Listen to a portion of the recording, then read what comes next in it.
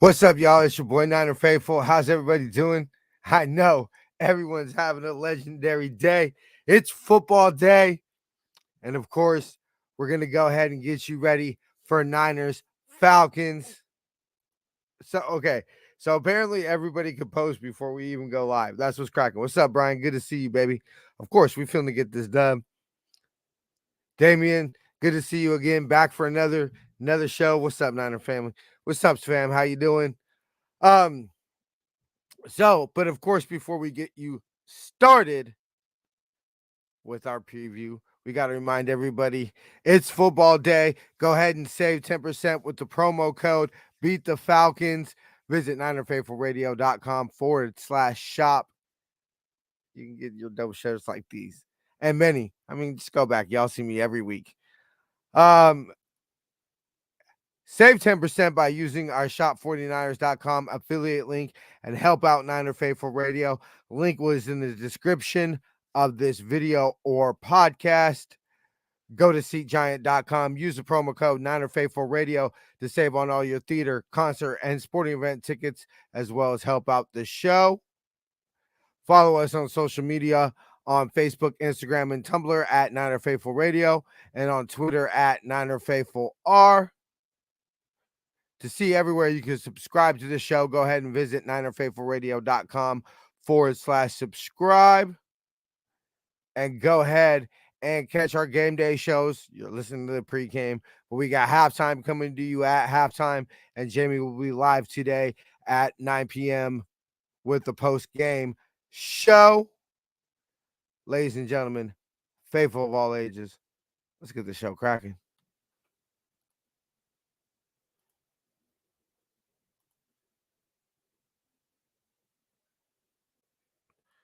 Man, that's really fast.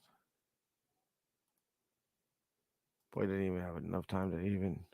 Oh man, I'm totally slacking in my Mackin today. I had to restart the computer because technical difficulties. I did something stupid, as always. Okay, so we of course have news from yesterday. The Niners have announced that linebacker Curtis Robinson has been activated from the injured reserve list, and we also put Javon Kinlaw and Emmanuel Mosley on the injured reserve list. Also, the following players have been activated from the team's practice squad: Willie Snead the fourth, and of course, I know Jason somewhere is smiling, Mr. Dante Johnson. So wow, I didn't even know it was looping. That's kind of crazy. What's up, Scotty Too Hottie? What's up, baby? How you doing? Let's go, brother. It's football day. So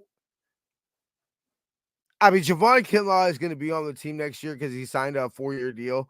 This offseason would be the offseason that we would have to pick up his 5th-year option. We're not doing that. If we're going to get into that, but I mean, can you depend on Javon Kinlaw at any point for the rest of the season? I don't think so. It's I see you, baby. So Scotty saying, doing well, see you shining, my boy. I'm trying it. Not doing very well, but I'm trying. And Scotty giving the love. For sure. Good looking, Scotty. Anyway, so I don't want to say Javon Kinlaw's career is over because that would be just a knee-jerk reaction. I haven't thought, but I mean, the days of him becoming a superstar or even a consistent starter, I think, are over. I mean, I don't think he's going to be able to stay healthy. It's the same problem. It's a problem that was supposed to be fixed with the surgery he got. I mean, he got the whole shebang, and it has still not been fixed. And yeah, the Niners have came out and said they expected this. So you expected to be able to put him on IR? So okay. I'm not quite getting that, but all right, fine, cool. But you can't expect anything from Eric Armstead, and so this does start to raise a concern because you're without. Or before we go any further, I will go ahead and give you the inactives, because it brings up a point. Sorry. Oh wow, I didn't even upload it. If y'all give me a 1 second, we're gonna go ahead and upload the inactives. And it's taking forever to load, of course. Okay, here we go. So today's inactives are Eric Armstead, Nick Bosa, Trent Williams, Tyler Croft, Danny Gray, and Jimmy Ward. So you're without Nick Bosa, you're without Eric Armstead, and now you're without Javon Kinlaw for at least 4 more weeks at the minimum. And now you're without Emmanuel Mosley, Jason Verrett, which you know what? Let's go ahead and play that clip from Shanahan. Well, we'll get to that a little bit later, I guess. But you have Jason Verrett missing practice with knee soreness, which fine is to be expected. I mean, I would activate him simply to activate him. But you're without Emmanuel Mosley, so you're without 3/4 of your starting defensive line. And now you're missing one of your starting cornerbacks. I love our defense. Our defense is Jason kind of talked me off the ledge. I believe this is the best defense in the NFL. Well, I believed it was the best defense in the NFL. I was just talking about like that as good as it seems. But because it seems like this might be a historic defense if we can keep up on this pace.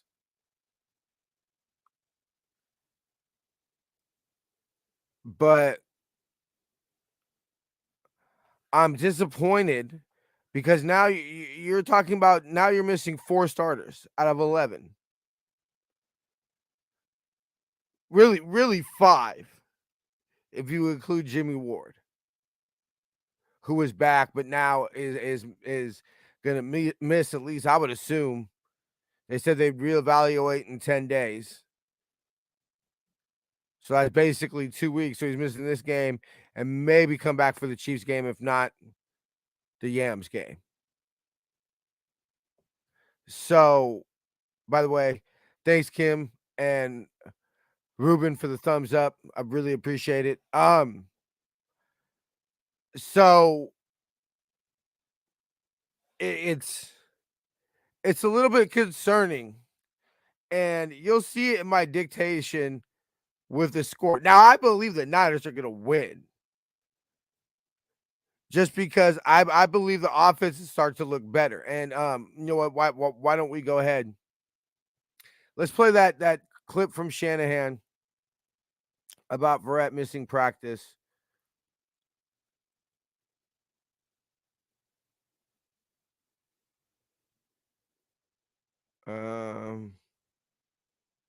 You know what? Now let's go ahead and we'll skip it. Yeah,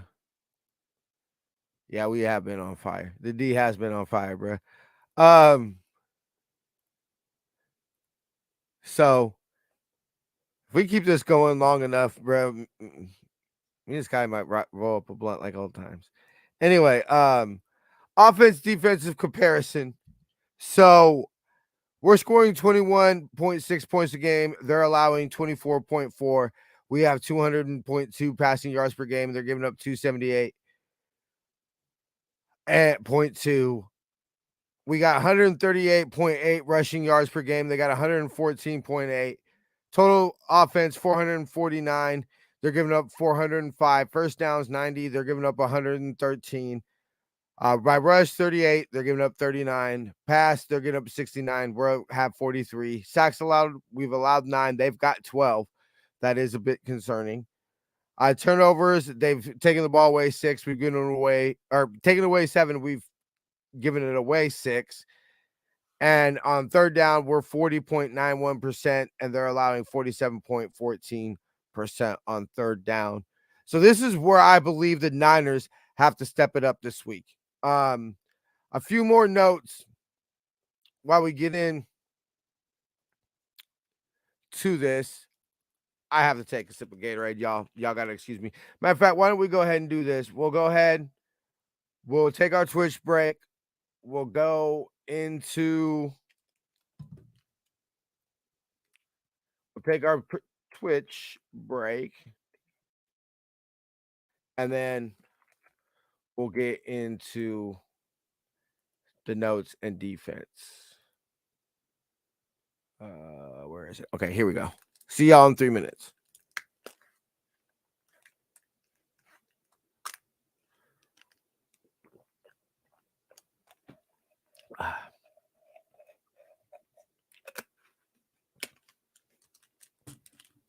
Okay. So I know that y'all can still see me on Facebook and everything like that. I gotta wash my Niner cup.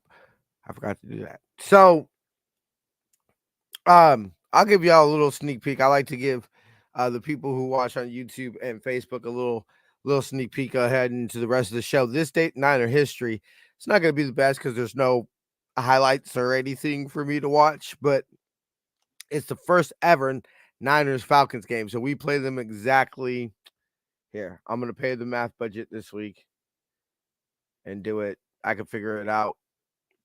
But it's my Facebook family, so I can say this. I'm a little stoned. So math's not my greatest. 2022 minus 1966. Exactly 56 years ago. We're going back exactly 56 years in Niner history today. I think that's kind of cool that we're going to talk about the first ever Niner Falcon game because I'm old enough to remember it. I'm pretty sure, according to the demographics, or the numbers of the show, a lot of y'all are old enough to remember them being in our division as well. So awesome. I think that's pretty cool. Let me know in the comments whether y'all like this date in Niner history. You know, I don't want to keep on doing it if y'all ain't enjoying it, but I personally enjoy it. I enjoy doing it. I enjoy looking back at Niner history. So we got about a minute something left. We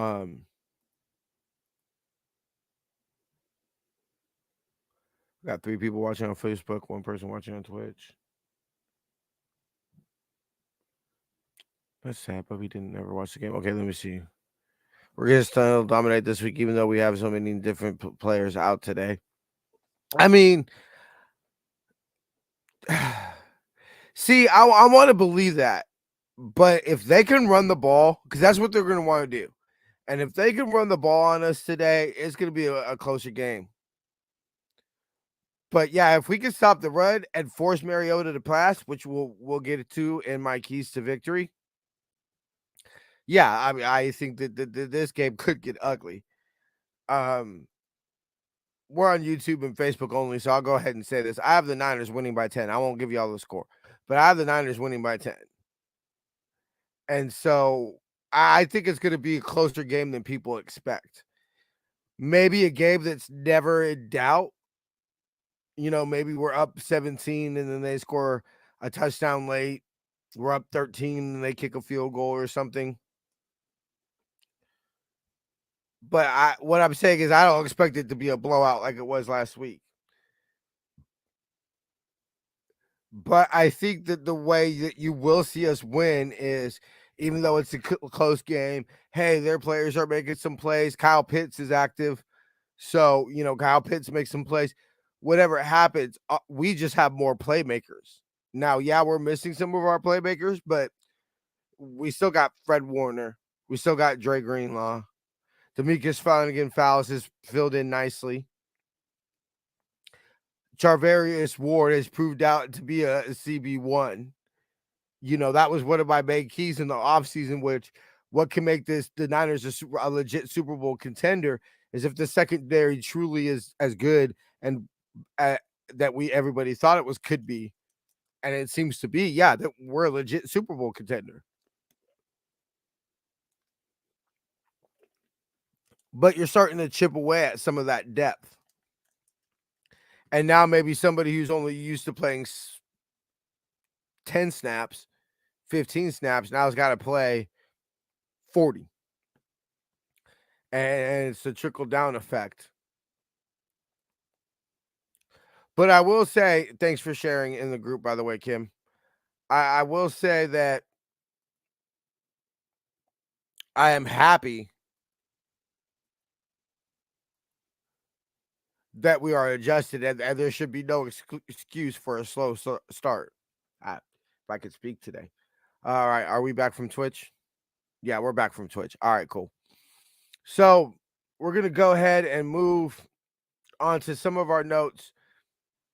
So the Niners are 48, 32, and 1 all-time versus the Falcons, and 19, 20, and 1 on the road. So with the win today, we would be 500. The Niners D has had at least one sack in 32 straight games, the longest streak in the NFL. With the win, Shanahan will have a winning record on the road at 23 and 22, and with 100 and be only one game away from 500 overall. And with 63 passing yards and 2 touchdowns, Jimmy Garoppolo would patch cap in each category. So I think that's kind of cool. I could see the yards definitely happening. But the touchdowns, no guarantee. I wouldn't necessarily bet my bottom dollar on it. I've always hated that saying because I personally always put my higher bills on top. I don't know why people put them on bottom. That's weird. But okay, so we're gonna go ahead and get into defense versus their offense. We are only giving up 12.2 points per game. They're scoring 23.6. They're not scoring 23 points on us. I don't believe. 177 passing yards per game is what we're giving up. They're averaging 166.8. I could see them getting around their average. 71.4 rushing yards per game. They're having 164.6 rushing yards per game. So the main question, and go ahead and we'll go ahead and stop it here for a second. Let me know in the comments. Do you think they get over or under 100 yards? I'm gonna say over. I don't think much over, but I think just because of the sheer amount of times. I mean, if you run the ball 50 times, or okay, that's ridiculous to think you're running the ball 50 times. You run the ball 30 times at 3.33 yards a clip. That's basically 100 yards right there. Same. You say over. Scotty says over 100 yards. Yeah, okay. Yeah, I'm thinking over 100 yards. But, okay, let's go ahead and throw the comparison back up. But total yards, we're giving up 277.6. They're having 349.8. I don't think they get 300 yards rushing or total offense this game. 105 first downs for them. We're giving up 79. They have 46 bypass. We're giving up 21. We're giving up 48 bypass. They have 45. We have 21 total sacks. When I saw that number, I was like, holy shit. 21 total sacks. They've given up 8. 7 takeaways. They've given up the ball 8. We have 7 takeaways. We're giving up 30% on third down. They have 39.62. Basically, I think that they might get a lot of yards this game, but I don't see them getting a lot of points. So I think they don't have over 166 yards. I think it was their average on offense, or average on offense, 166.8. Yeah, maybe over 100 yards, has 200 and something yards offense. But as we see, as we score on, I don't have them scoring many points. The matchup of the game is going to be Jalen Moore versus Grady Jarrett. Um, Jarrett can wreck this game. And if now Jalen Moore has given up a sack, I believe at least a sack in each week he's played. But it's only been 2 sacks over the last 2 Yams and Falcons. So, and I forget what Shanahan's record is. I can pull it up. Hold on, let me see. I believe it's 11-2 when giving up 2 or less sacks. I should have pulled this up before. Y'all, excuse me. Media. I should even have this up. Let me refresh the highlights. Make sure there's nothing that happened. Weekly release. Okay, yeah. I don't believe anything's gonna happen. Okay, so when giving allowing 2 or fewer sacks, Shanahan, we're overall 29-18 in the Shanahan era, and we're 2-1 this season. So only give up 2.5 sacks. I can deal with that. Okay, so moving on to the player to watch versus the Falcons. This season, Brandon Ayuk, 5 games, 17 catches, 237 yards, and 1 touchdown. You know, everybody's talked about how BA hasn't had a big game. I almost expected this game. Like, it's like, I mean, you see that play right there, right? We obviously know what that's all from. That's the famous, Air Ayuk play. So, to me, it's like you have to have Brandon Ayuk have a big game because teams are going to key on Debo. Now, their number 1 corner is garbage. But, oh, okay, I can do this right now. Their number 1 corner is garbage. But still, teams are going to take away Debo. And Jimmy was lucky not to be picked off last week. Let's be real. He was forcing the ball to Jimmy. So, or forcing the ball to Jimmy, forcing the ball to Debo. Why did I say forcing the ball to Jimmy? Why the hell did I say that? It's so weird.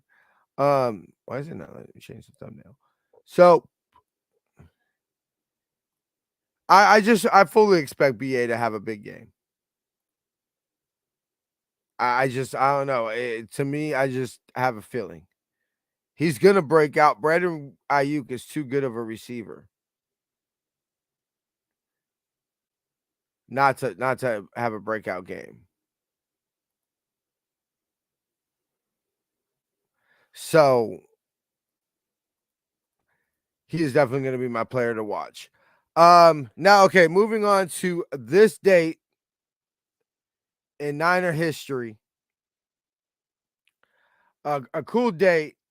We're going back to the first time the Niners ever played the Falcons back in October 16th, 1966. 6 different Niners found the end zone in the Niners' 44-7 victory over the Atlanta Falcons. John Brody, Hall of Fame Niner quarterback, in his 10th season as Niner quarterback, threw passes of 10 yards to receiver David Bakes, 18 yards to running back Gary Lewis, RIP, and 63 yards to Jim Jackson. Fullback Ken Willard would add a 1-yard punch and future Hall of Fame Jimmy Johnson also returned an intercepted pass 35 yards for a pick six.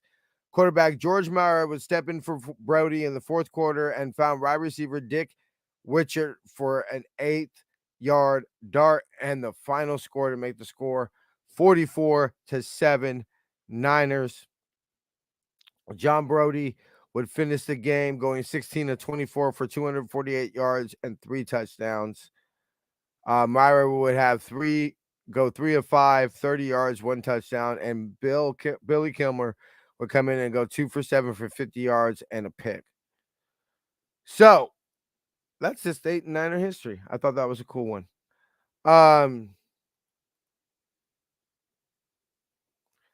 So we also have our 4 keys to victory.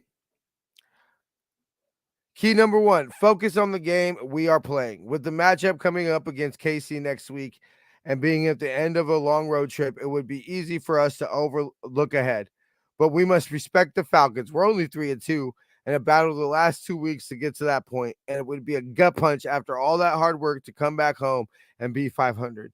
We should win this game, no problem, but we should have beaten the Bears and Broncos, no problem, and we saw how that turned out.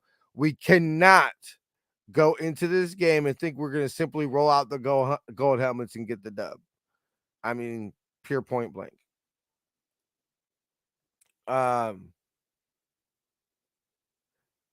Let's see. We have key number 2. Do not do too much. With all the injuries stacking up, it would be understandable for players to think that they have to make plays that may not be there or for them to feel like this might be their one chance to make an impression on this coaching staff or another. While that really is understandable, and we need players to step up and take on bigger roles, I trust the coaches have put together a game plan that will allow players to make plenty of plays. And if they do what they are supposed to and let the game come to them, be no problem. Key number 3, stop the run. The Falcons want to run the ball, partly because Mariota has had completion percentage of 57.7 and has taken 12 sacks and thrown 4 picks to only go with 4 touchdown passes. And partly because I think that running the ball keeps our O off the field and wears down our D, and that would be a great plan if our D didn't allow only 3 yards per attempt this season.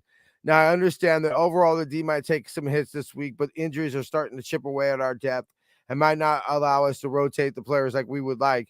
But if we jump out to an early lead and make it where they are far behind, the run will be neglected.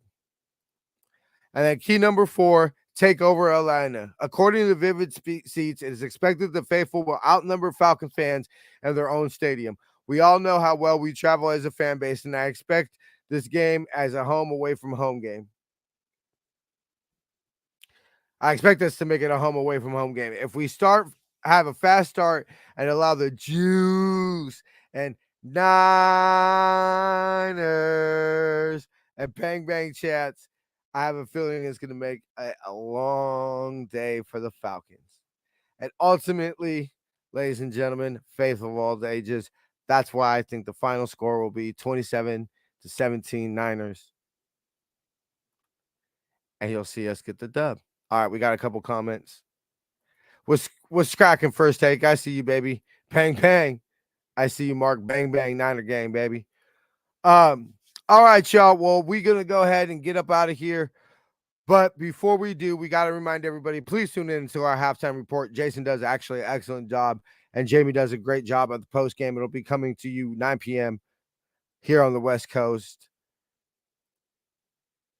Make sure you use the promo code Beat the Falcons to get 10% off of all season 2 for the faithful, by the faithful apparel at NinerFaithfulRadio.com/shop. Save 10% by using Niner Faithful Radio's shop49er.com affiliate link. Link is in the description of the podcast or video. Go to SeatGiant.com. Use the promo code Niner Faithful Radio to save on all your theater, concert, and sporting event tickets, as well as help out the show. Follow us on social media. Jason does a bang-up job on Facebook, Instagram, and Tumblr at Niner Faithful Radio and Twitter at Niner Faithful R. To see everywhere you can subscribe to the show, visit us at NinerFaithfulRadio.com/subscribe. Check out those shows at halftime at 9 p.m. here on the West Coast. I shall see y'all Tuesday for Niner Faithful Radio review. Till then, faith, love, and happiness. Go Niners.